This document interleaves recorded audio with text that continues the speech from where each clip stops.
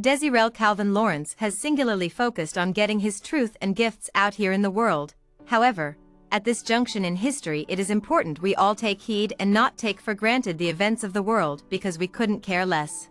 It is time we all took a proactive measure to bring sanity back to our world. It is the most important gift you can share with your generation and those coming after it.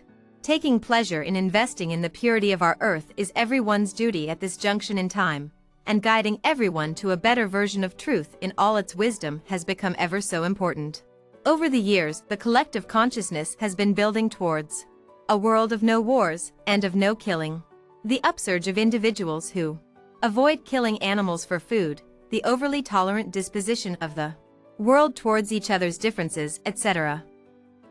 However, what's comforting is a platform where the different talents of the world come together and share their best artistic talents for the consumption of different nationalities in the world.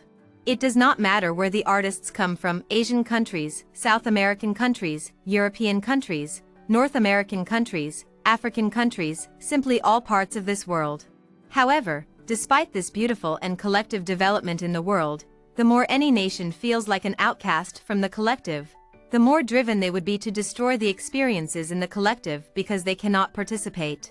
In this new paradigm of national collective activities, what brings nations together should also be the standard on which we measure excellence or superior skills. The notion of eradicating wars starts with every nation collectively getting involved in activities that make a difference in the world, and a collective body of national moderators calculating who has been the best nation in achieving that objective.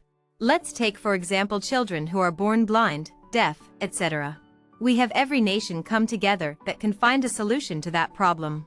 The prize for this could be monetary or international credits to citizens of the nation. In particular gift offerings, this is for the financial experts to figure out. Is it global warming? Again, the country that achieves the most cut in carbon emission would be given X number of credits towards that accomplishment. Or the nation that achieves the most amount of earth restoration activities gets a prize from the collective national community and is seen as the best innovator of the year. Or the nation that trains the most homeless individuals towards financial independence and contribution towards economic empowerment gets a prize or international recognition. The nation that gets more citizens involved in scientific contributions towards the collective good gets awarded the best scientific nation of the year. However, in all these activities, every nation is given access to the same tools that create the results everyone is after. For example, if China has the best microscope on the planet for detecting bacteria, then all nations would be given that microscope in their national tools laboratory where they can work on delivering their discovery. So as a collective body of nations, our drive is to create discoveries that inspire every citizen of our Earth.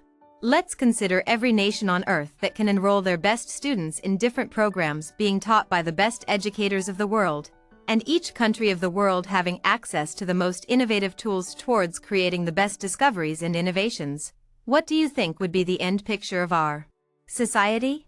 Take for example an MIT-level innovation laboratory in every nation of the world, being managed by a global community, MIT, which stands for Massachusetts Institute of Technology, and every student is trained by educators virtually or holographically where they learn from the best in the world how to accomplish certain skills. And once they are considered experts in this field, they go to the innovation labs to come up with original ideas that can be used towards the collective good. And the nations responsible for coming up with the best innovations given an international award for being the best at that skill. How about the insatiable desire to fight wars? Is there a way we can satisfy this itch without killing people and destroying the earth? Yes, there is. The world has been leading up to this point in history. All the producers in the world have shown us all one thing: you can be the best in an art of war without killing anyone, even if you've carried out that skill. In other words, all action movies seem to have weapons, etc., and even when used in these movies, not one actor dies.